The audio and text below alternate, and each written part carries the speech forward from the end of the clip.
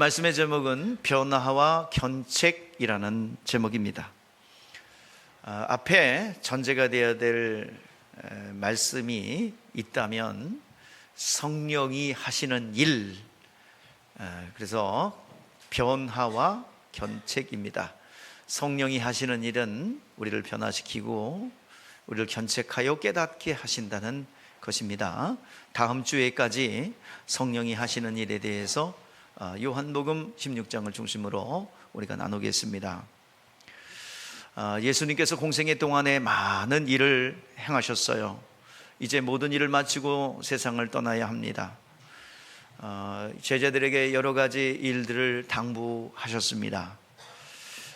내가 죽어야 하리라. 그리고 부활할 것이다. 제자들은 두렵습니다. 예수님께서 죽으시고 부활하셔야 되는데 제자들은 그 사실이 어떤 일인지 몰라요. 그냥 죽는다는 것만 알아요. 예수님은 기대를 했었습니다. 예수님이 저 정도 실력이면 정말 이 세상에 큰 나라를 이루어 다윗 왕조와 같은 나라를 이루어 한 자리씩 해먹겠다. 그런데 죽는다고 하니 부활은 본 일 없고 들린 일 없고 경험한 일 없기 때문에 온통 죽는 얘기만 이 세상에 가득하기 때문에 살아난다는 의미를 몰라요. 그래서 두렵습니다. 그때 예수님께서 실상을 말하니 내가 떠나가는 것이 너희에게 유익하다. 내가 떠나가야 죽고 부활하여 하늘보좌에 가셔서 성령이 오셔서 또 구원의 실제가 이루어지기 때문입니다. 성령이 오셔야 한다는 얘기예요. 자, 오순절 성령 마가다락방에 정말 주님께서 예언하신 대로 성령이 임하신 다음부터는요, 이 제자들이 전혀 다른 삶을 살아요. 마태복음 16장에서 말씀하셨어요. 믿는 자에게는 이러한 표적이 따르느니 너희가 내 이름으로 귀신을 쫓아내며 새 방언을 말하며 뱀을 집으며 무슨 독을 마실지라도 해를 받지 않으며 병든 사람에게 손을 얹은 즉 나으리라. 그 말씀이 그대로 나타났고요. 너희들이 성령이 너희에게 임하시면 너희가 권능을 받고 예루살렘과 온 유대와 사마리아 땅끝까지 이르러 내 증인 될 것이다. 그 말씀이 그대로 나타나고 경험되고 삶 가운데 나타나는 거예요. 그 말씀이 응해져 경험되어집니다. 그때부터 성령 받고 나서부터는요, 제자들이요 묻지 않아요. 왜 이런 일을 행했습니까? 그냥 각자 맡겨진 일에 성실하고 충실하게 일을 진행해 나갑니다. 그들의 활동과 믿음과 그리고 순종과 헌신을 통해서 그 모든 생명의 역사가 오늘날까지 지속되고 있는 겁니다. 몇 명이 구원받았는지 그 제자들의 헌신과 충성과 희생을 통해서 몇 명이 구원받았는지 우리는 숫자는 헤아릴 수 없어요. 그러나 요한계시록 4장에 보면은, 그리고 6장에 7장에 보면은 자세히 나와 있어요.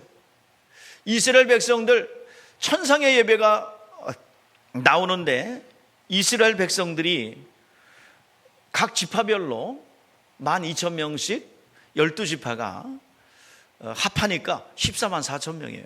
모여가지고 이들이 밤낮 쉬지 않고 천상의 예배를 드립니다. 거룩하다 거룩하다 거룩하다 주 하나님 전능하신 이여 전에도 계셨고 이제도 계시고 장차 오실 하나님이십니다.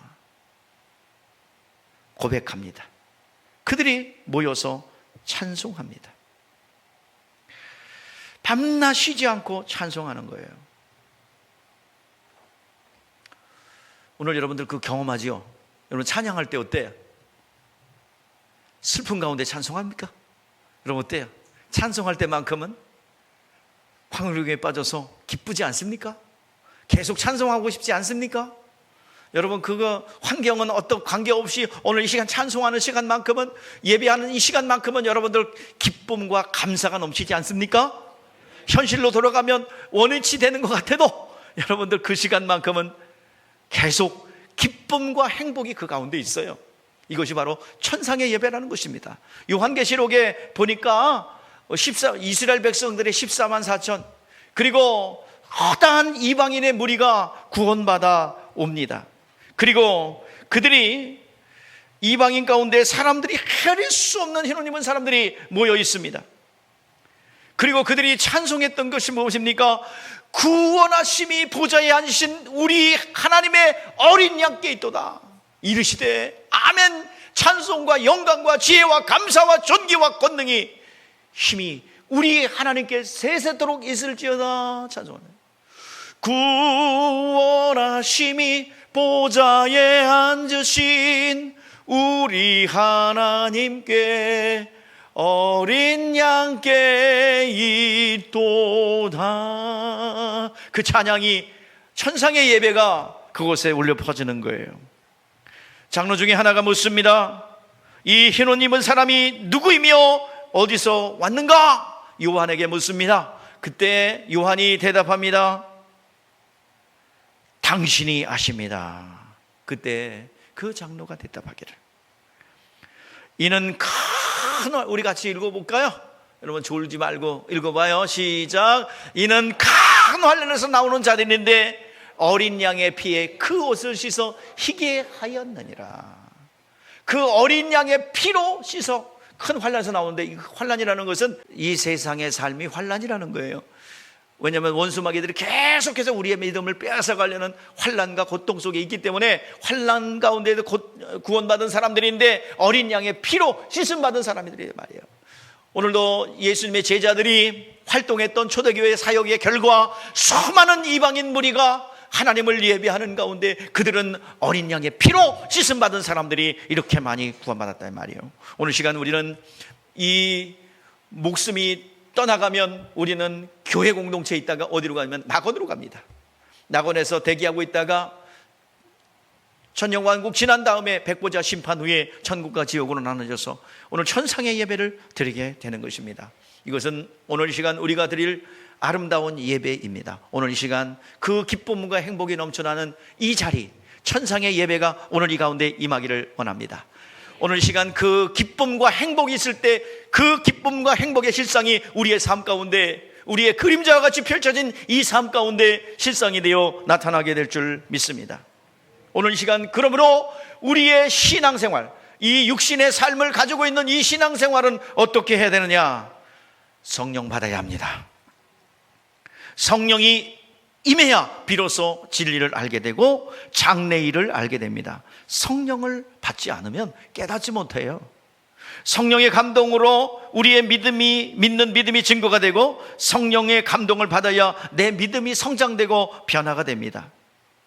여러분, 성령 받아야 기도할 수 있습니다. 성령으로 기도해야 합니다. 성령 받지 않으면 앉아 있을 수 있어요. 그리고 앉아서 기도했다라는 만족과 기도했다라는 어떤 안심을 해요. 근데 그러려고 기도하는 게 아니에요. 우리의 기도는 안심하려고 만족하려고 하는 게 아닙니다. 우리의 기도는 기도가 상달되고 그 상달된 기도가 실상으로 나타나야 합니다. 성령 받아야 온전한 기도, 하늘과 땅을 움직이는 기도를 행할 수 있습니다. 여러분, 성령 받으셔야 합니다. 성령 받아야 전도할 수 있습니다. 성령 받지 않으면 예수에 관해서 예수 믿으세요 말은 할 수 있어요. 예수에 관해서 전할 수 있습니다. 그러나 또 전도지도 나눠줄 수 있어요. 그러나 성경이 말하는 증인은 될 수 없어요. 증인은 무엇입니까? 내가 알고 경험하고 내가 믿고 있는 사실을 전달해 주는 사람, 본 사실을, 경험한 사실을 전달해 준 사람을 뭐라고 그래요? 증인이라고 합니다. 성령 받아야 내가 체험된 그 예수, 부활하신 예수, 내가 만난 예수, 내가 체험한 예수, 그분을 전해줄 수 있습니다. 그것을 바로 뭐라고 그러냐면 증인이라고 합니다. 성경은 증인의 삶을 살라고 말씀하고 있습니다. 성령 받아야 온전하게 힘있게 신앙생활을 할 수 있어요. 성령 받은 사람과 성령 받지 않은 사람은 확연하게 다릅니다. 성령 받은 뒤에도 말씀이 충만한 사람과 확연하게 다른 거예요. 오늘 여러분들이요, 다시 한번 여러분들에게 부탁합니다. 성령의 충만함을 받으십시다. 성령을 받지 않은 분들은 성령 받기를 사모하세요. 그리고 성령 앞에 사로잡혀 이끌어 갈 수 있기를 바랍니다. 종교 생활하면요, 저 사람은 교회 다니는데 왜 저 모양이냐? 교회 다니는데 왜 저렇게 인상은 왜 연탄가스 맞은 사람처럼 계속 쭈글쭈글 대면서 저렇게 있느냐? 여러분 좀 때깔 좀 나야지요. 예수 믿었으면 얼굴이 반질반질 윤기가 나야지요. 원래 색깔이 그런 사람은 어쩔 수 없지만, 여러분 아니면서 좀 찌들어가지고 걱정 근심, 밤에 잠 못 자고 그래가지고 이 얼굴이 그냥 찌그러면 안 되겠어요. 오늘 예수 믿었으면은 얼굴이 좀 화사하게 변하고, 뭐 성형수술했느냐, 보톡스 좀 맞았느냐, 뭐 이런 소리 좀 들어줘야 될 거 아니겠습니까? 예, 여러분 그런 소리 들어요? 들으셔야 합니다. 성령이 내 안에 임하시면 가장 먼저 나타난 증거가 변화되고, 내 변화인데 내 심령의 변화입니다. 성령의 하시는 일 첫 번째, 내 심령의 변화입니다. 예수는 우리를 위해서 피 흘려 주셔서 영원한 멸망할 수밖에 없는 아담의 죄로부터 나를 구원하셨습니다. 성령은 오셔서 구원받은 믿음을 보존하시고 우리를 양육하십니다. 자, 무엇을 양육할까요? 우리가 구원받으려고 성령 받는 게 아니에요. 구원받은 사람이, 죄로부터 사함받아 거룩해진 사람이 그 구원받은 구원을 보존하고 더 확장된 그 영생의 삶을 누리기 위해서 성령 받아야 되는 거예요.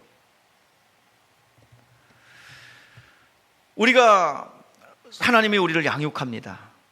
우리가 잃어버린 것이 무엇입니까? 하나님의 형상을 잃어버렸죠.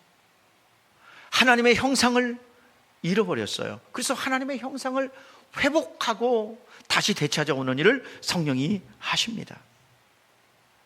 예수는 하나님의 본체의 형상이라 했고, 그에게는 아버지의 사랑이 그 마음속에 있습니다. 우리 인간을 창조하신 목적도 하나님의 형상이 나타나고 하나님의 사랑을 우리의 안에 담으라는 거예요. 우리의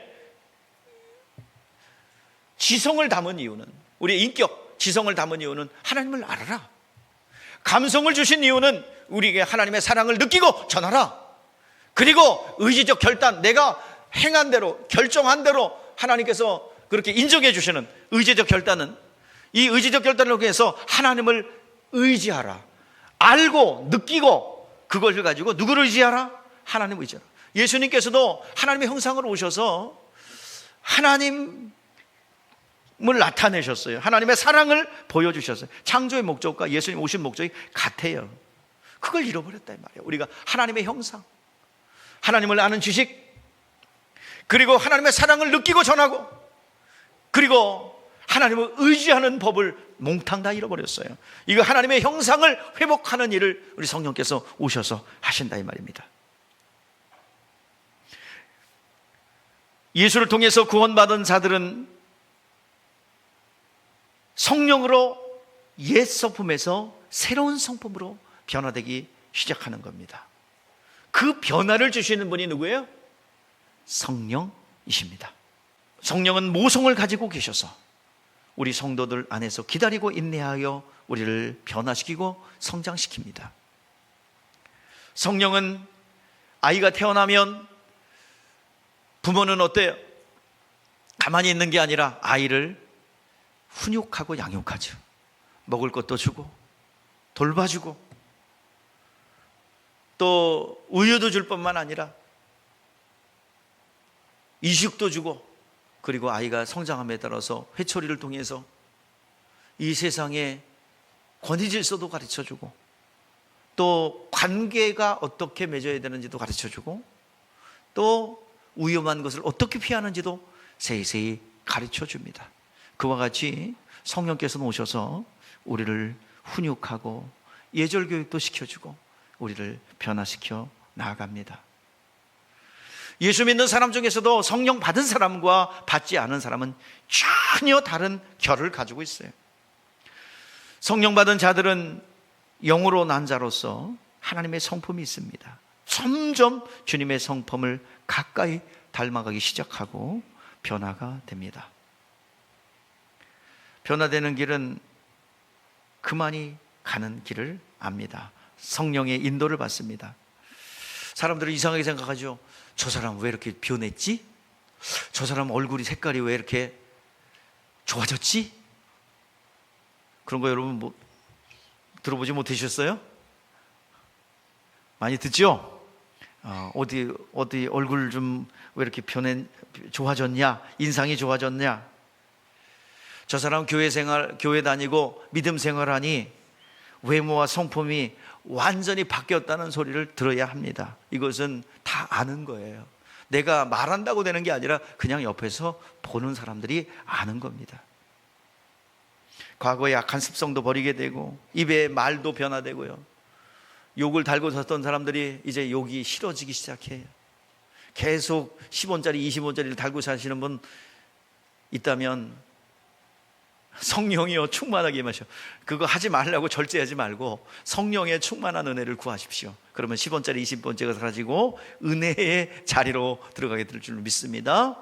여러분 입술에서 10원짜리 20원짜리 나오면 그대로 돼요. 여러분 인생이. 무슨 소리인지 아시겠죠?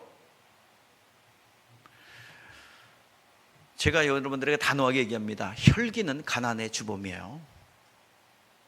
혈기 있는 사람들 오늘 이 시간 말씀 들으면서 싸우세요. 근데 내가 절제 안 나고 되는 게 아니에요. 스프링 누르다 보면 더 세죠. 나중에 튕겨 나오면. 그러지 말고 성령의 충만함을 받으세요. 힘으로 되지 않습니다. 능으로 되지 않습니다. 오직 나의 신으로 된다 합니다. 혈기 문제. 여러분 왜 가난한 줄 아세요? 혈기라니까. 혈기 부리는 순간에 주변에 있던 가난의 영, 사망의 영이 다 나한테 들어와요. 그거 영적인 거 그러면 하나님 다 목사님이 하는 소리 모르겠어요. 내 영안을 열어주셔서 내 혈기 부릴 때 나를 보게 하소서. 아마도 그거 보는 순간에 혈기에 혈자도 못 꺼낼 거야. 혈기, 후욕 이런 거 다 죽는 길입니다. 누구에게 원인이 있지 않아요. 다 자신의 뿌려놓은 열매를 거두게 되는 것입니다. 다시 한번 여러분들 이것을 가지고 뭘 이렇게 하라 저렇게 하라가 아니에요. 성령에 충만하여 변화되기를 주의 이름으로 축복합니다. 성령에 충만하면 성품을 변화시켜요. 그거를 이루시는 분이 성령이십니다. 우리가 구원받으려고 성령 받는 게 아니에요. 구원받은 내가 그 구원을 보존하고 구원받은 하나님의 자녀로서 영생의 풍성함을 누리게 하는 것이 성령입니다. 그래서 오늘 시간 찬양할 때 성령이 내 안에 들어와서 나를 진리 가운데로 인도하며, 구원의 문제는 여러분 예수 공로로 구원받는 거예요. 성령 받아서 구원받는 게 아니에요. 성령 받는 것은 구원받은 사람이 구원을 보존하고 더 확장된 구원. 그래서 여러분들 잃어버린 하나님의 형상이 있잖아요. 물질도 빼앗겼고 행복도 빼앗겼고 기쁨도 빼앗겼고 여러분 가지고 있던 총장의 잔고들 다 어디 갔어요? 다 뺏어갔잖아요. 누가요? 원수마귀가요.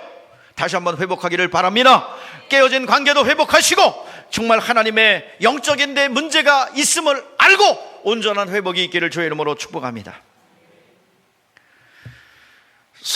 성령으로 신앙생활할 때 그 믿음이 보존되고 그 믿음이 온전해지고 성장해 가는 것입니다. 하나님께서 우리의 육체 안에 뭘 부어줬냐면 영혼을 부어줬어요. 영혼을 부어줬어요. 영혼을 부어주신 이유는 뭐예요? 임마누엘의 약속을 성취하겠습니다. 여러분 임마누엘이 무슨 뜻입니까? 임마누엘, 하나님이 영원히 우리와 함께 계신다. 함께 계신다는 말은요 뭐예요? 내 안에 들어오셔서 내 안에 거한다는 얘기예요. 우리의 영혼을 주신 이유는 지성을 통해서 하나님을 대한 지식을 알고 하나님의 사랑을 깨닫고 그리고 하나님을 의지하고 거기에 붙어 있는 거예요. 이것이 바로 인격, 우리에게 영혼을 주신 이유입니다. 영원한 인격을 주신 이유입니다. 그래서 하나님이 볼지어다 세상 끝날까지 내가 너희와 영원히 함께하리라. 어떻게 함께한대요? 인자 되신 예수님은 죽고 부활해서 어디로 올라가셨어요? 하늘 보좌로 올라가셨어요. 근데 우리와 영원히 함께한데 어떻게 함께합니까? 이 세상에 무엇을 남겨놓고 가셨습니까? 진리의 말씀과 성경을 통한 진리의 말씀과 예수의 이름을 남겨놓고 가셨습니다. 진리의 말씀이 내 안에 성경을 통해서 남겨졌어요. 진리의 말씀, 성경을 통해서 우리에게 진리의 말씀이 있습니다. 성령의 감화 감동 역사로 그 말씀이 경험되어지고 체험되어질 때 내 안에 거하는 거예요.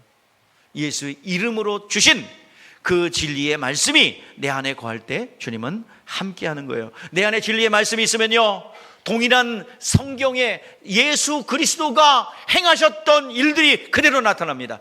여러분들, 우리 주님은 내 영혼을 라오스 지성소 안고 내 안에 들어오고 계세요. 마치 법궤 안에 십계명의 돌판과 그 돌판만 있는 것이 아니라 뭐가 있습니까? 그 안에 같이 덧불어서 같이 있는 게 뭐예요? 아론의 쌍난 지팡이, 증거가 있잖아요. 그리고 그 광야의 여정 가운데 그들을 먹였던 뭐가 있어요? 만나 항아리, 이걸 언약궤라고 합니다. 그래서 하나님의 말씀은 이론만 탁상 법궤만 있는 것이 아니라 법궤에 따르는 증거도 나타나고 언약도 나타난다는 거예요. 그 하나님의 말씀은 항상 성취함과 증언함이 있다라고 말하고 있어요. 오늘 이 시간 우리는 예수의 이름을 우리 가운데 모셔서 구원받았습니다. 그리고 예수의 이름으로 명령한 진리가 우리 가운데 있다면, 우리 영혼이 임만하신 주님의 말씀이 있다면 동일한 하나님의 역사가 나타날 줄 믿습니다. 우리의 삶 가운데 증거가 나타나요. 우리 삶 가운데 언약도 있어요. 끊임없이 그 약속대로 운행하시는 성령의 역사가 있게 됩니다. 오늘 시간 그에 따르는 이적과 표적, 이것이 동반되게 됩니다. 이적과 표적은 여러분 먼저 오는 게 아니에요. 이적과 표적을 보고 믿는 게 아니에요. 믿어서 하나님의 말씀이 내 안에 거하면 뭐가 따라와요? 이적과 표적이 나오는 겁니다. 여러분, 반드시 여러분 하나님의 역사가 나타나기를 원하신다면 오늘 먼저 예수를 영접하고 그 말씀이 내 안에 들어와요.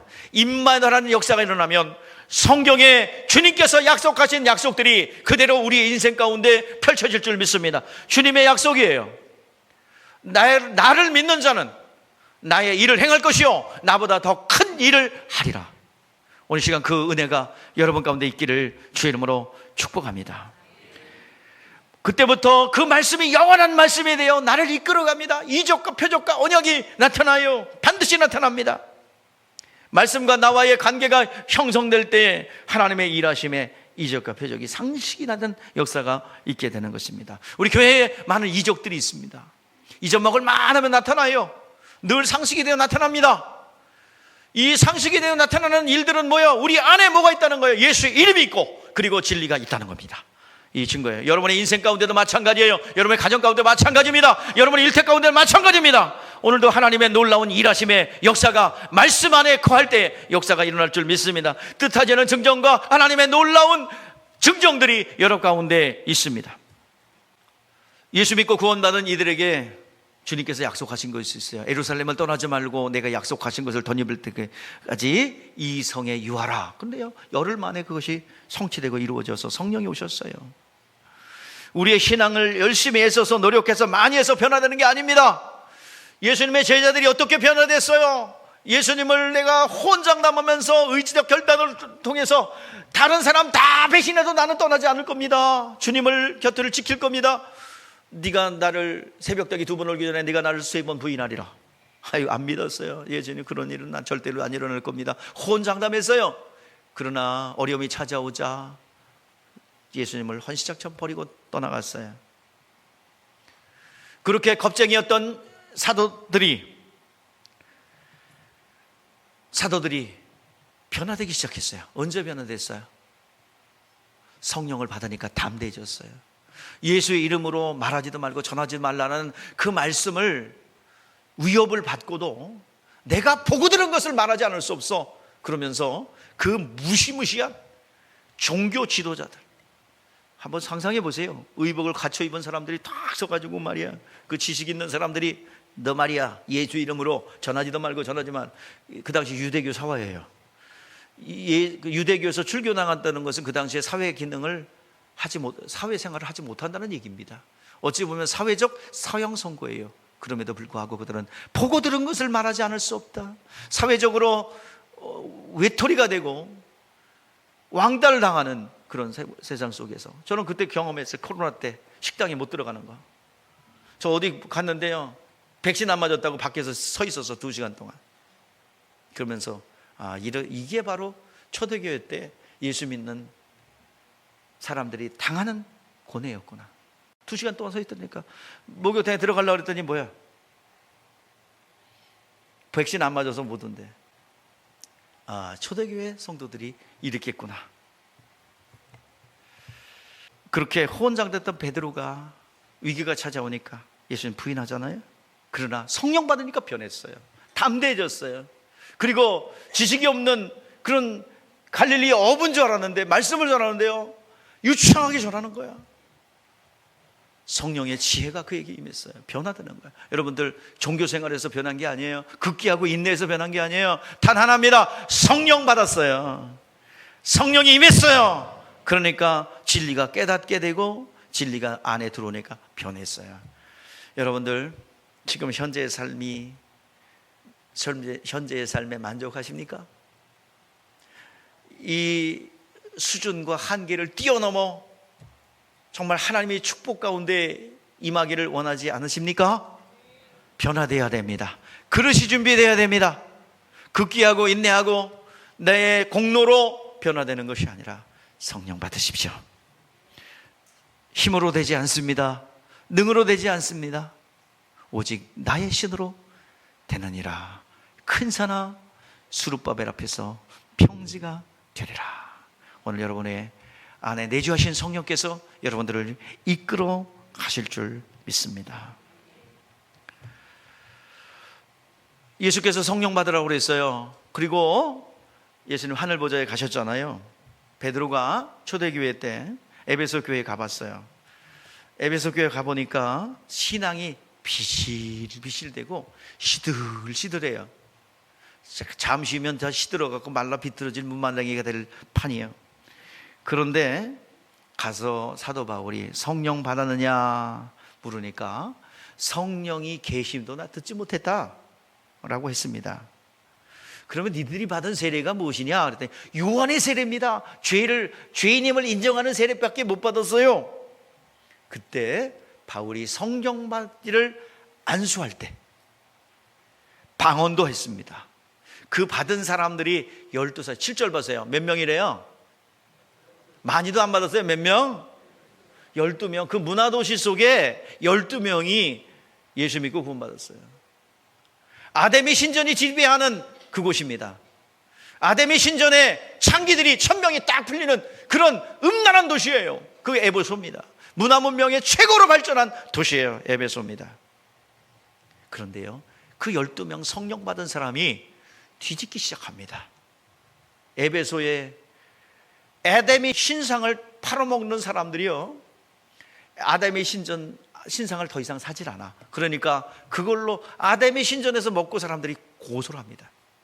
그걸 만드는 장인들이 연합을 합쳐서 그 길드를 형성했는데 그 길드 조직들이 사도 바울을 고소해가지고 그 원형 경기장에서 죽이려고 그러잖아요.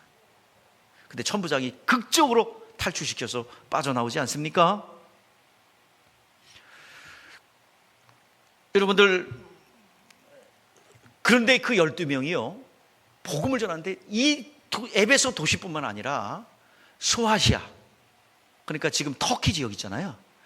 거기에 복음이 막 퍼져나가는데요, 더 이상 전할 데가 없을 정도로 이 터키 지역, 소아시아 7교회가 있는 이 지역에 복음이 창궐했습니다. 12명의 성령 받은 증인들에 의해서 그런 일이 일어납니다. 사도행전 8장에 보면요, 사마리아 교회가, 사마리아는 여러분들 유대인들이 굉장히 싫어하는 아주 도시죠. 그래서 이방인들과 사마리아인이 누가 나쁘냐고 그러면 유대인들은 사마리아 사람이 더 나쁘다고 할 정도로, 그런데 또 이방인들은 유대인들이 볼 때 뭐예요? 지옥의 불쏘시개라고 생각했어요. 그거보다 더 천한 것이 사마리아 사람입니다. 근데 그 사마리아에 뭐가 더 나았대요? 복음이 들어갔다는 소식을 들어요. 그래서 베드로와 요한이 예루살렘에서 그곳까지 내려갔습니다. 마침내 기도하여 사마리아 땅에 성령이 임했어요. 그들의 요한과 빌립 집사님이 그 사역했던 곳이 사마리아죠. 그런데 요한과 베드로가 초청해서 기도하니 성령을 받고 방언도 하고 그들이 표적도 나타났어요. 그곳에 시몬이라는 이제 마술사가 있었습니다. 점쟁이가 있었어요. 빌립을 통해서 나타난 이적을 펴고 그를 졸졸졸 따라다녔습니다. 사역 내내 따라다녔어요. 예수 믿고 그 마술사가 예수 믿고 세례도 받았어요. 그리고 바울의 그 사역을 다 따라다녔습니다. 그동안 그런 일이 없었는데 성령을 받는 것을 보고 얼른 돈을 내놓으면서 이 돈을 줄 테니까 이 성령 받게 하는 능력을 나에게도 달라. 기도하는 이마다 성령 받게 해달라고 뇌물을 매기는 거예요. 그때 사도 바울에게 책망을 받죠. 그 베드로와 요한에게 책망을 받고 아주 혼쭐음이 납니다. 그래서 뭘 봤대요? 성령이 임하는 것을 봤대요. 성령이 임하는 것, 성령은 보이는 게 아니에요. 그런데 뭘 본 거냐면 성령이 임하고 나서 방언을 하고 또 예언을 하고 그리고 그 사람이 변화되는 것을 보면서 이러한 신통력이 있는 재주를 돈을 줄 테니까 나도 좀 달라. 그러다가 베드로와 요한한테 되게 혼을 납니다. 자, 이와 같이 사람을 변화시키는 모습들이 현격하게 눈에 띄게 나타나는 길은 무엇입니까? 성령 받아야 합니다. 성령의 하시는 일 첫 번째는 뭐예요? 성품을 변화시키고 양육시키는 일을 합니다. 여러분, 사람의 변화는 종교적 열심이나 인간의 극기로 되지 않습니다. 딱 변하는 순간은 뭐예요? 성령 받으면 됩니다. 성령 받으면 모든 삶의 방향들이 바뀌어질 줄 믿습니다. 자, 성령의 첫 번째 사역이 뭐라고요? 예? 변화. 자, 대목 두 번째 뭐예요? 견책. 오늘 본문 말씀 보십시오. 오늘 8절에서 뭐라고 그랬어요? 자, 시작. 그가 와서 죄에 대하여, 의에 대하여, 심판에 대해서 세상을 책망하시라. 이 책망하시라는 말은 야단친다는 말이 아니라 깨닫게 하신다, 견책하신다라는 말씀입니다. 먼저 첫 번째 하는 일이 뭐예요? 9절에 죄에 대하라 함은, 자, 같이 한번 합독하세요. 시작. 죄에 대하라 함은 그들이 나를 믿지 아니하며. 자, 죄가 무엇입니까? 의와 반대되는 말로서 부정, 불법, 불의, 이것을 다 죄라고 합니다. 자, 따라해 보세요. 부정, 불법, 불의. 예, 부정이란 말은 법 규정이 없어도 도덕적으로 사람들이 지탄을 하는 것이 부정하다입니다. 법 조항은 없어요. 그러나 이것은 나쁜 거야 라고 사람들이 지적하는 것입니다. 불법이라는 말은 사회적으로 또 만들어 놓은 윤리 도덕 규정이에요. 그걸 어기면 처벌을 받는 규정이 있습니다. 그래서 사기친 사람은 몇 년형을 받는다, 뇌물을 준 사람들은 몇 년 이상 받는다. 이게 대충 나오죠. 만주 변호사들이 잘 알잖아요, 그렇죠? 우리나라에서 만주 변호사들이 많아요. 그래서 기가 막히게 형량을 알더라고요. 자, 그래, 불법이고요. 불의라는 것은 하나님의 공의를 거스르는 것을 말합니다. 이런 것들을 모두 죄라고 합니다.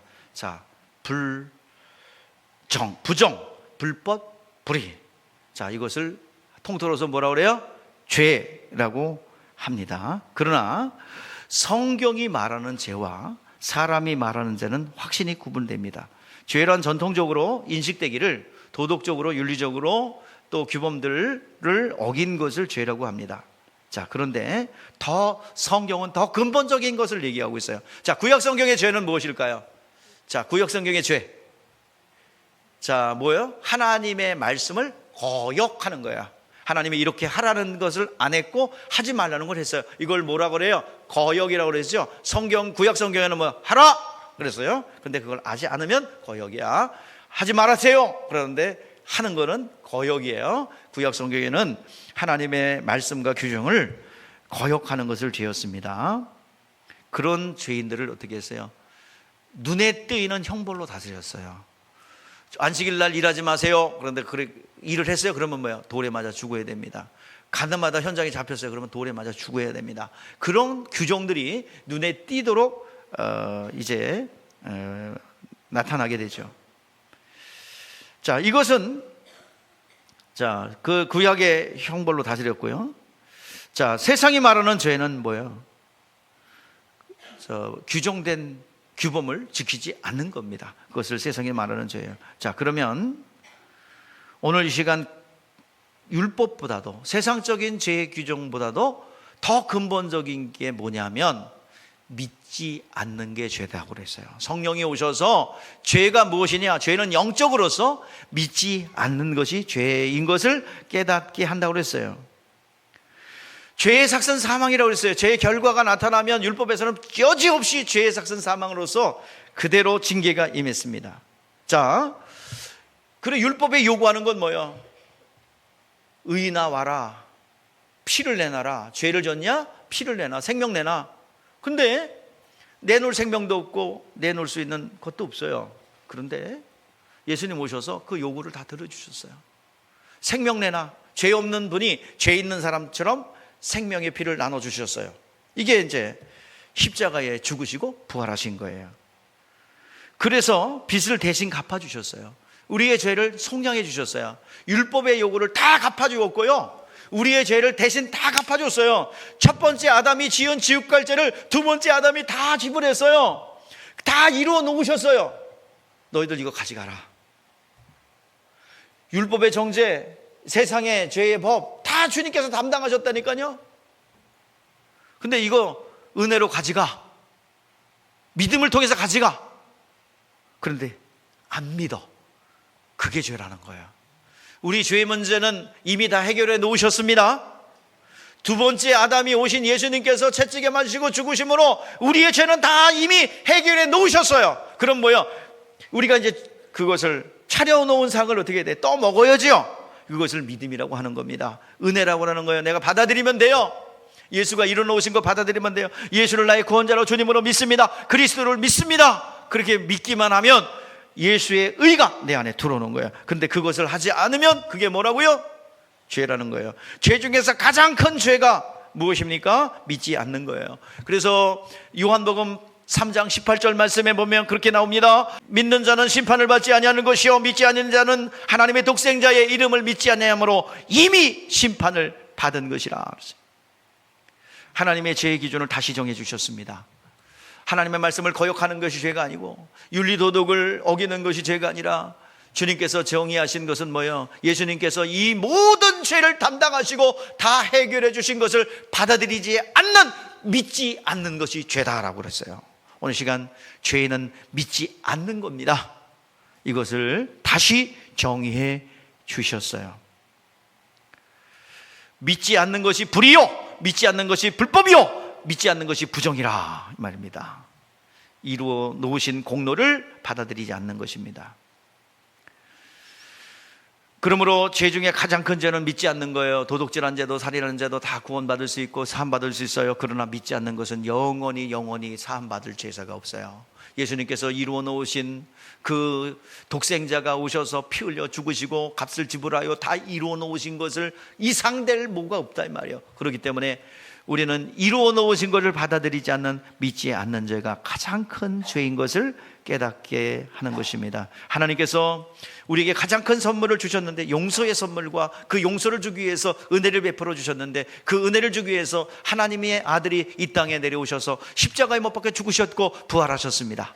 그 모든 것을 이루어 놓으신 것을 받아들이지 않는 것이 가장 큰 죄입니다. 자, 우리 따라해 보세요. 죄의 대여함은 너희가 나를 믿지 아니하며, 예, 가장 큰 죄는 뭐라고요? 믿지 않는 거예요. 여러분 믿었어요? 불의, 불법, 그리고 모든 부정과 여러분 상관이 없습니다. 모두 사함 받으셨어요. 이제 구원받은 하나님의 자녀가 되었습니다. 10절 두 번째 깨닫게 하는 것, 자 10절입니다. 다 같이 읽어보시죠. 시작. 의에 대어라 함은 내가 아버지께로 가니 너희가 다시 나를 보자 못하며. 이 말은 세상의 의인은 예수 한 분밖에 없었는데 그분이 아버지께로 가므로 더 이상 이 세상에는 의인이 없다는 겁니다. 이제 의인이 볼 수 없다는 거예요. 자, 구약의 의인과 신약의 의인, 이 세상의 의인은 다르죠. 자, 구약의 의인은 어떤 사람을 의인이라고 그랬습니까? 자, 구약의 의인은 의로운 분을 사모하고 기다리는 것을 의인이라고 그랬어요. 그래서 그 심판의 말씀을 듣고 살려고 움직인 사람을 의인이라고 그래요. 그래서 구약 시대에 하나님의 심판의 메시지를 듣고 살려고 움직인 누가요? 노아가 의인이에요. 자, 지금 읽어보시죠. 시작. 이것은 노아의 족보라. 노아는 의인이요 당대에 완전한 자라. 그는 하나님과 동행하였으며. 자, 왜 의인이에요? 살고자 방주를 지었어요. 그 믿음을 지켰어요. 그래서 의인이에요. 방주를 지었어요. 그리고 아브라함이 룻이 의인이에요. 그 사람은 의인은 하나님의 말씀을 듣고 심판의 메시지를 듣고 살려고 움직인 사람이요, 그리고 의인을 사모한 사람을 의인이라고 합니다. 자, 그런데 신약의 의인은 누구입니까? 신약의 의인은 의인 자체입니다. 신약에 와서는 예수만이 의인이에요. 자, 성경에는 뭐라 해요? 의인은 없나니 하나도 없다고 그랬어요. 로마서 3장 10절에서 의인은 없나니 하나도 없다라고 그랬어요. 자, 그런데 의인은 없기 때문에 다 죄인만 있어요. 그 죄인이 어떻게 의로우신 하나님 앞에 나갈 수 있어요? 나갈 수 없어요. 다 지옥 가야 돼요. 그럼 어떡하죠? 자, 그래서 누구의 의를 덧입어야 됩니까? 예수의 의를 덧입어야 됩니다. 그래서 우리는 예수를 믿고 예수 이름을 영접하여 그리스도와 연합인 세례를 받음으로 그리스도의 죽음과 의인의 연합이 이루어져요. 그래서 우리는 하나가 되었습니다. 그래서 하나님께서 그리스도와 예수를 영접하고 예수가 내 안에 들어와서 예수님의 의를 덧입어서 나는 의인이 되는 것입니다. 세례를 받음으로 그리스도의 연합이 이루어져 하나님이 의롭다 인정해 보여요. 눈으로 볼 때 하나님이 죄인이 보였지만 죄인의 하나님의 내적 반응은 진노예요. 그게 외적 반응이 심판이고 형벌이에요. 하나님은 죄인을 볼 때 뭘 봐요? 죄인을 볼 때 진노. 그리고 진노가 밖으로 표출된 게 뭐예요? 심판, 지옥, 형벌. 그리고 형벌, 집행. 이것만 있어요. 그런데 우리가 예수 그리스도와 연합이 이루어졌어요. 십자가와 부활의 세례를 통해서 연합이 됐어. 그러면 뭐야? 우리의 뭐를 봐야? 죄를 보는 것이 아니라 뭐야? 예수의 의를 봐요. 그렇기 때문에 우리 안에는 예수 의가 보이기 때문에 내가 의롭게 인정해 줄게. 이거를 뭐예요? 죄를 없앴다가 아니라 뭐예요? 죄를 덮었다라는 의미를 가지고 있습니다. 죄를 덮어준 거예요. 그래서 의롭다 인정함을 주고, 의인은 아니요, 언제든지 죄의 개연성이 있어요. 의롭다 인정함을 받은 거예요. 자, 로마서 1장 17절 말씀에서 말씀합니다. 복음에는 하나님의 의가 나타났어. 믿음으로 믿음에 이르게 하니 오직 의인은 믿음으로 말미암아 살리라. 오직 의인은 뭐로 사요? 믿음으로 말미암아 살리라 그랬어요. 자, 세 번째입니다. 뭐에 대해서? 심판에 대하여. 율법 아래에 있던 사람들은, 자, 11절 읽어보세요. 시작. 심판에 대하여 함은 이 세상 임금이 심판을 받았습니다. 율법 아래 사람들은 난 심판받아서 이렇게 가난하고 심판받아서 죄값 받아서 이렇게 됐구나. 죄의 값은 사망이기 때문에 징계를 합니다. 누구든지 율법 아래 죄값의 지옥 형벌에 대해서 두려워합니다. 율법 아래 사망이 끊임없이 옵니다. 의도 터지고, 또 율법을 어기면 돌에 맞고, 안식일을 어기면 돌에 맞아 죽고, 또 그냥 죽음만 흔치의 형벌이 그냥 직접적으로 다가와요. 근데요, 예수님 오셔서 인간을 대신해서 제 값을 지불했기 때문에 이제 더 이상 효력을, 믿는 자에게는 율법의 정죄의 효력이 정지됩니다. 믿음이 있다면. 자, 그런데 주님이 죽으시고 부활하신 가운데, 죽으시고 부활하심으로 인하여 의인임이 증거됐어요. 그래서 예수는 죽이고 대적한 마귀의 불의가 드러났습니다. 자, 의인을 죽였죠. 자, 예수님이 하나님의 아들이시고 죄가 없는 하나님의 아들이시라는 것을 누구는 알고 누구는 모르는 게 있거든요. 자, 예수님이 하나님의 아들이고 죄가 없으신 분을 누구는 알았어요? 마귀들이 먼저 알았어요. 그리고 공개해버렸어요, 마귀한테. 자, 잘 들으셔야 돼요. 지금부터 중요한 하이라이트, 들어보지 못한 지금 듣는 얘기예요.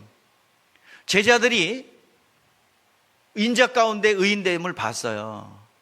베드로가 주는 그리스도시요 살아계신 하나님의 아들입니다. 그래, 네가 이것을 알게 하냐는 성령이 아니라 뭐예요? 하늘에 계신 내 아버지다. 그러나 절대로 말하지 마. 왜 그랬을까? 늘 비유로 말씀하셔서, 비유를 말씀하신 이유가 너희들에게는 허락되었으나, 천국이 허락되었으나 저들에게는 허락되지 않았다는 거예요. 자, 예수님이 죄가 없으신 하나님의 아들이라는 것은 누가 먼저 알아봤냐면, 거라사인 군대 귀신 들린 사람이, 자, 뭐라고 그랬는지 한번 볼까요? 자, 누가복음 8장 28절 시작. 예수를 보고 부르짖어 이르되, 그에 엎드려 큰 소리로 불러라. 지극히 높으신 하나님의 아들 예수여, 당신이 나와 오신 사람. 이제 예수를 향하여 뭐라고 그랬어요? 마귀가 뭐라고요? 지극히 높으신 하나님의 아들 예수여. 또 마태복음 4장 3절에서 11절 말씀해 보니까 처음에는 하나님의 사람인가 하고 마귀가 시험했지만 나중에 하나님의 아들인 걸 알았어요. 하나님의 아들인 걸 알면서도 돌덩이를 떡 만들어 먹어라, 성전에서 뛰어내려라, 그러면 넌 죽지 않고 천사들이 널 지킬 거야, 그리고 내게 한 번만 절해라. 하나님의 아들이면서도 계속 테스트하고 시험했어요. 이게 불법임이 드러나죠. 또 그뿐만 아닙니다.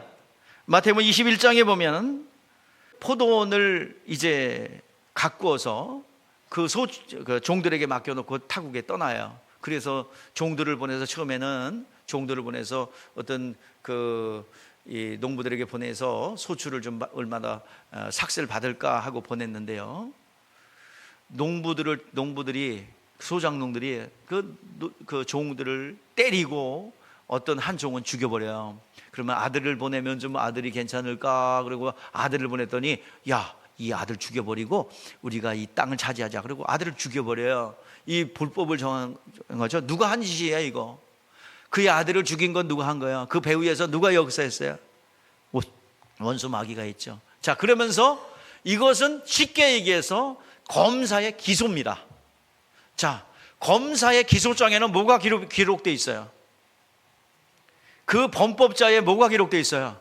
죄가 낱낱이 기록되죠. 이러한 죄를 줬어. 이러한 죄를 줬어. 그러니까 예수가 하나님의 아들, 죄가 없음에도 불구하고 그 죄 없는 분을 불법으로 죽이고 핍박하고 그를 이끌어갔으니까 이것은 만천하에 뭐 한 거예요? 죄 없는 자를 죽인 불법임을 기소한 거예요. 기소장이야, 기소장.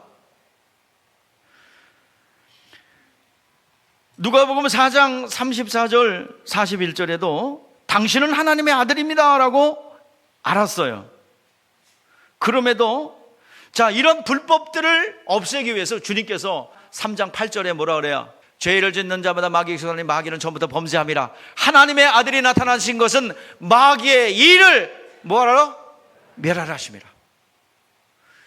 예수께서 오신 것은 원수 마귀가 하늘 보좌에서 불법으로 하나님을 대적한 것을 기소한 거예요. 기소. 하나님의 아들인 것을 알고 막 죽이고 핍박하고 거기 사형 형벌로 이끌어갔잖아요. 자, 그런데 예수님의 제자들 중에서 일부는 예수가 하나님의 아들이신 것을 인자 가운데 의인 되심을 본 사람들이 있어요. 누구들이에요? 제자들이죠. 베드로가 뭐라고 고백합니까? 주는 그리스도시요 살아계신 하나님의 아들입니다. 바요나 시몬아, 네가 복이 있도다. 이것을 알게 하냐는 하늘에 계신 내 아버지다. 혈육이 아니라 하늘에, 네가 육신으로 안 것이 아니라 하나님께서 알게 했다, 계시하셨다. 그런데 20절에 뭐라고 그래요? 자, 우리 읽어보세요. 뭐라고 그랬어요? 시작. 이에 제자들에게 경고하사 자기가 그리스도인 것을 아무에게도 이르지 말라 하시니라. 경계하셨습니다. 왜 그랬을까요? 왜 경계했을까요? 예수님께서는 죽으러 오셨죠. 예수님 무슨 계명 갖고 오셨어요? 예? 죽을 계명과 살 계명. 그래야 부활하여 하늘 보좌에 올라가시고 누구를 보내줘요? 성령을 보내시는 게 우리의 유익이야. 그러면 죽어야 되죠. 근데 왜? 그러면 죽이는 자가 있어야 될 거 아니에요. 그죠? 그러면 하나님인 줄 알면 죽여야 안 죽여요? 사람은 죽이는 건 누가 죽여야 돼? 사람이요.